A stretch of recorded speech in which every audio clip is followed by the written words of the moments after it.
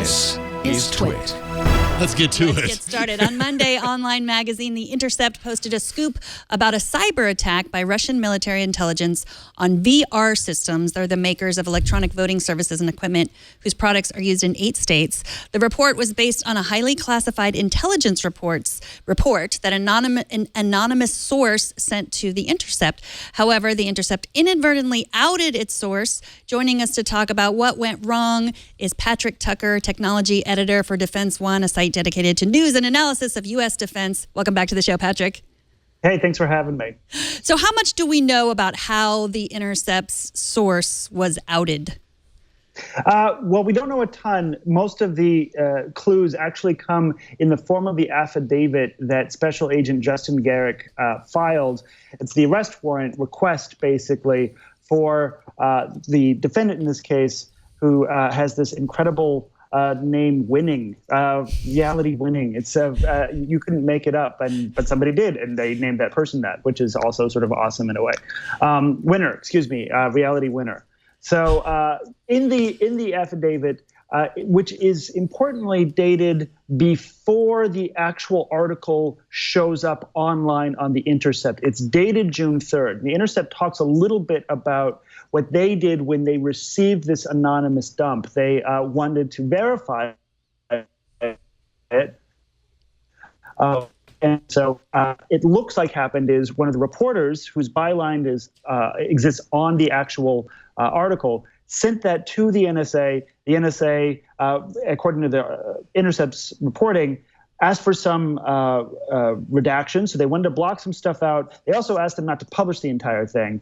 And when the Intercept said that they're going to publish it, then the NSA asked for some redactions. They blocked some things out, probably not as much as the NSA wanted to block out, a little bit more than the Intercept wanted to block out.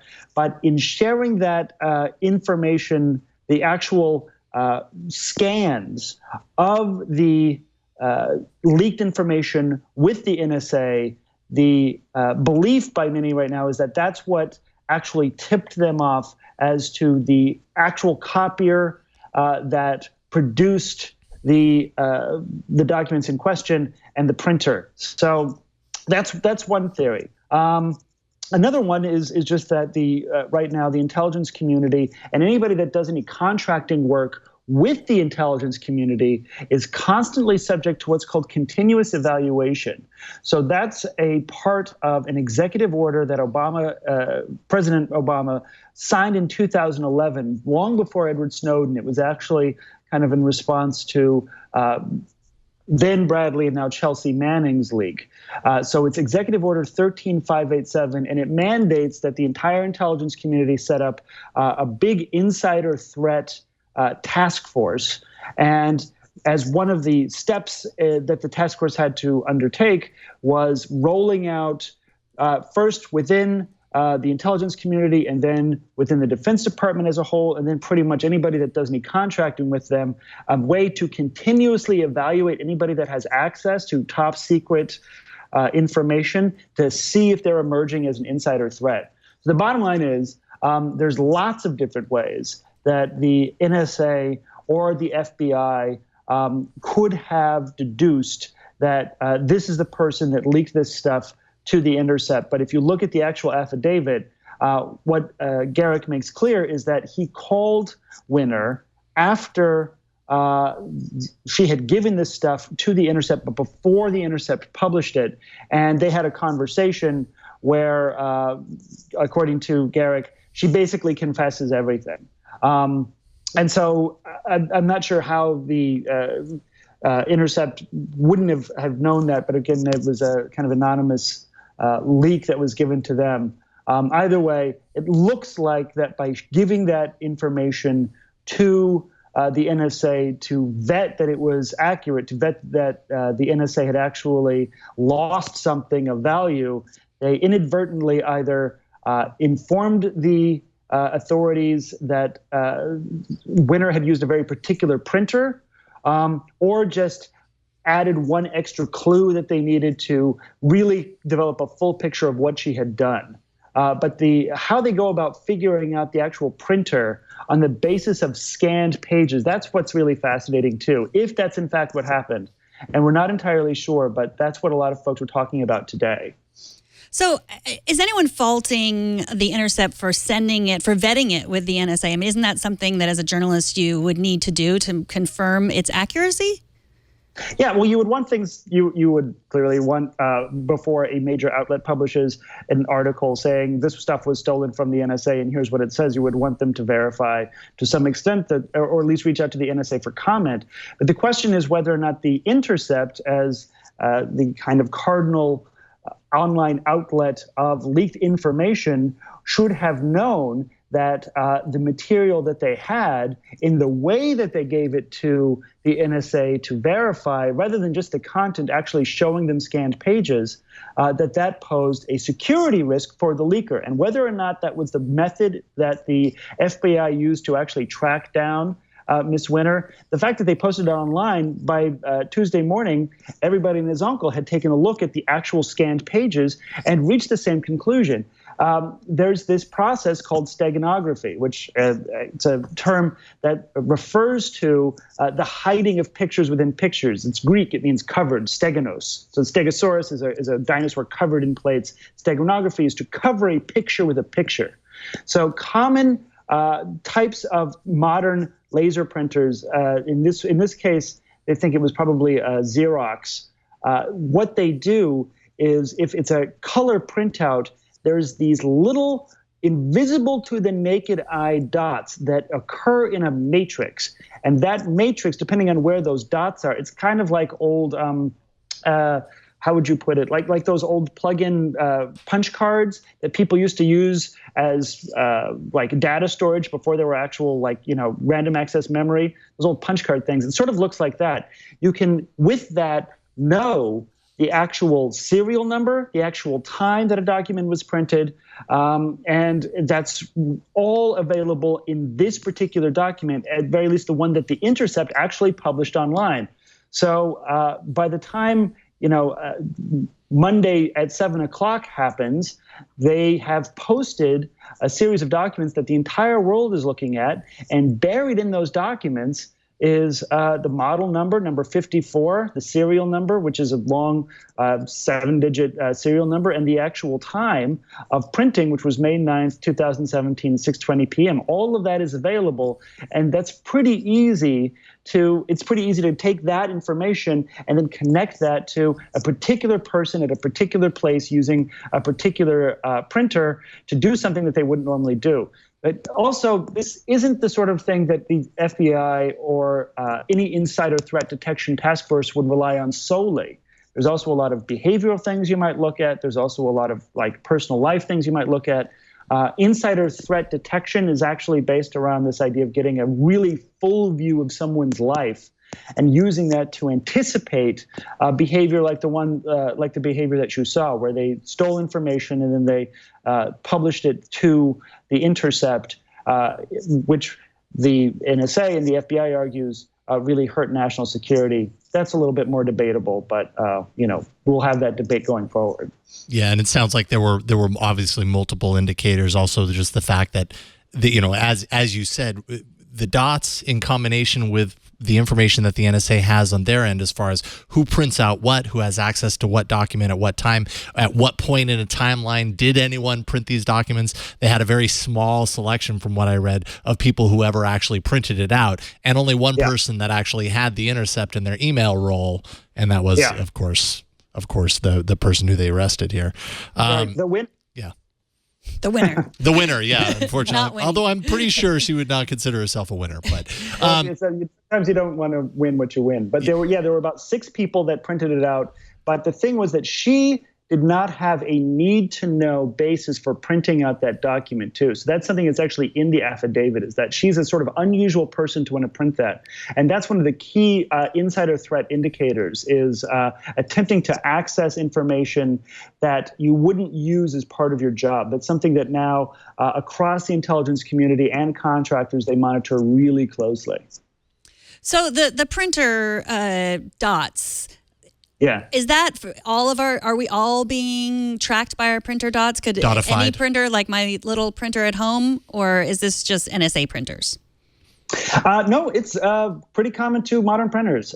This particular printer is not an unusual printer. The Electronic Frontier Foundation has a running list of printers that they say don't have this feature. And having said that, the different deals that the National Security Agency reaches with different vendors are going to be kind of beyond the clear scope of all of us for a little while. So that list might be not entirely correct either.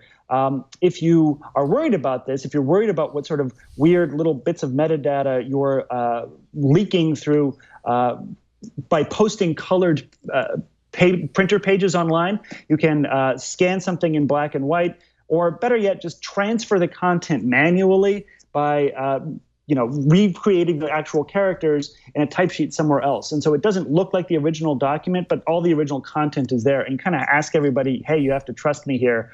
I'm not going to go ahead and recreate this document, even if I have scanned it in black and white, even if I have printed it on a black and white printer too. Don't color print anything, because that's going to be that's if you're using a laser color printer, then it very well could have some steganographic content in it that you wouldn't be aware of and that you would never use. It's also pretty common in money, in actual currency. And this is something that one blog post that actually discovered this early on, that a connection that they made to John McAfee, the sort of crazy cybersecurity researcher behind McAfee software, and some of his strange adventures. He was using bills that had these little tiny, sort of almost invisible numbers in them that we now print into currency so that you can trace money, which is also kind of weird when you think about it. But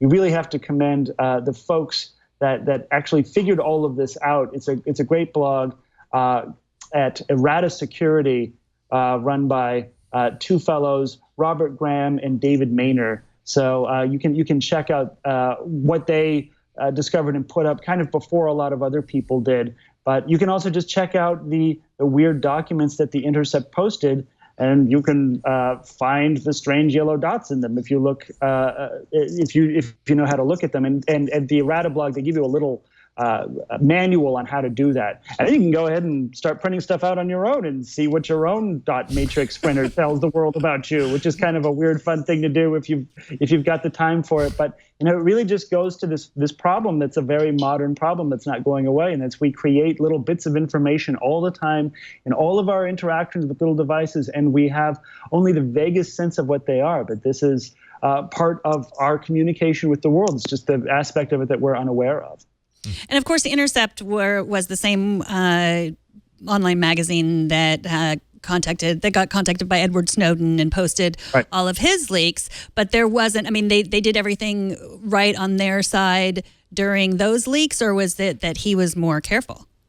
Well, it wasn't the Intercept. Intercept wasn't founded yet, but the founder of the Intercept was Glenn Greenwald, and Glenn Greenwald was the guy that Edward Snowden contacted. So the Intercept was what Glenn Greenwald did with all of his fame after he was Edward Snowden's guy. And the entire premise, the entire basis of the site, and I know folks that work there, some very good reporters, some less good reporters, but also some very good reporters that work there. The entire premise of the site is we're the site you go to leak your stuff. We are the Intercept. So, information that is passing from one place to another about the entire world that's of public value, we are the place where that information gets intercepted. So it is actually kind of mystifying, bordering on inexcusable, that they wouldn't know that this information, this meta information, existed in the documents that they were throwing up online, because regardless of what role that information played in the actual arrest warrant, they certainly did out this printer. They certainly did give away a lot of information about their source that they didn't intend to. Is kind of a Bush League error. And I don't know, a lot of folks are sort of scratching their heads going, come on, Intercept. I mean, how do you get this big scoop and blow it like this? It's kind of nuts. Mm-hmm. So they might be the fall guy for this. Like you said, she may have been arrested or, caught before, but they did do wrong as well. Yeah. No, this was an error. This was a Bush League error. We're not going to be sure what role that actually played until there's some sort of trial and it becomes part of a public record, because this is, potentially sources and methods, and at the very least, the FBI, who are great at not talking, this isn't the sort of thing that they would necessarily reveal to the public, how they went about deducing that this was the person. At some point when there is an actual trial or legal processes get underway beyond just the arrest warrant, then that stuff might come out, and they might be a little bit more forthcoming with it now. Having said that, the actual content of the dump is fascinating. All of this information about how the Kremlin-backed hackers were targeting very specific vendors in very specific states. The same spear phishing activity that we've been seeing in the United States, aimed at the DNC, also France, also Montenegro, Germany. Like this is a classic kind of Kremlin play, and a lot of people were alarmed and very worried about the prospect that the Kremlin was going to attempt to change information contained in voter rolls, not just steal information and publish it online, but manipulate it in a way that would undermine the voting process. And there's some indication that at very least they were attempting to do that in this case. And the arrest warrant makes clear that it's legitimate. This is a legitimate bunch of information that was taken from the NSA and given freely to the world. And so it's probably accurate. And that's pretty jarring.